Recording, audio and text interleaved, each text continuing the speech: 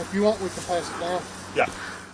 I walk with a man who plans to deliver 2 5-gallon cans of gasoline and food to a friend whose storm-damaged house is at the bottom of a North Carolina gorge. The only road in and out was largely destroyed in the storm. So now you can only leave via emergency helicopter or by taking a vigorous and muddy 3-mile hike out about 1,000 feet up. It will undoubtedly be a very long time before our vehicles are safely able to use this road again. Josh, how much farther do you think we have here? The man I'm walking with, Josh Parker, hasn't been able to get in touch with his friend Brian and is worried. We run into other civilians who have been hiking down in order to help survivors who are either stranded or don't want to leave. They got hella chainsaws down there. Yeah.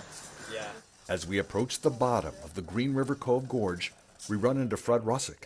He was among many gorge residents who rode out the storm. All the older people with infirmities have been airlifted out. My place, total loss, but I'm sorry. I kind of expected that. I'm sorry about it, man. But I'm alive, and my loved ones are alive, and kinfolk and such, so we got everybody I'm glad you're okay. safe that night. I'm glad you're okay. We arrive at the bottom after about 90 minutes of hiking. Houses, RVs, cars, trucks destroyed.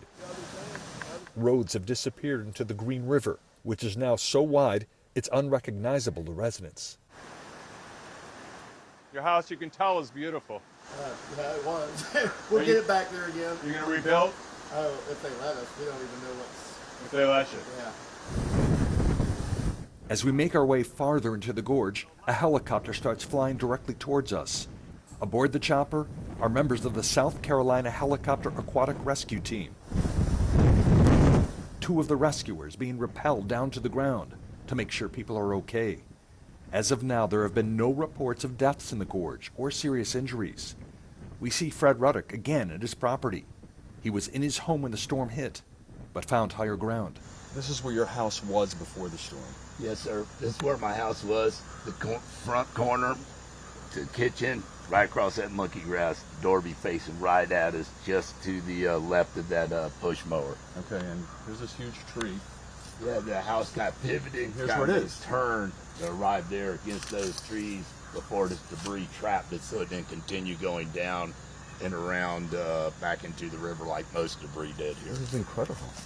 It's incredible. I mean, it was epic. It's sad. I mean, I pretty much lost everything. The house has been in Fred's family for more than a half-century. His late grandmother lived there. I wholly intend to rebuild. I feel like my sweet grandma Katie would have expected me to do so. She got me hooked on these whitewater rivers and the love of the great outdoors. This was beyond my control, Grandma Katie. So you're doing this for your grandma, for yourself? This is your life. This is it. This is in my blood. Before hiking out of the gorge, Josh Parker finally gets to his friend Brian's house, only to find he's not there. We are told Brian was airlifted out just hours earlier, when his health became a concern. Do you want to leave the gasoline here anyway? I'm going to leave it for somebody because... Yeah, somebody can use it. Brian's dog Maggie wasn't taken on the chopper, but volunteers are about to take Maggie on the long hike out of the muddy gorge. Gary Tuckman, CNN, Green River Cove, North Carolina.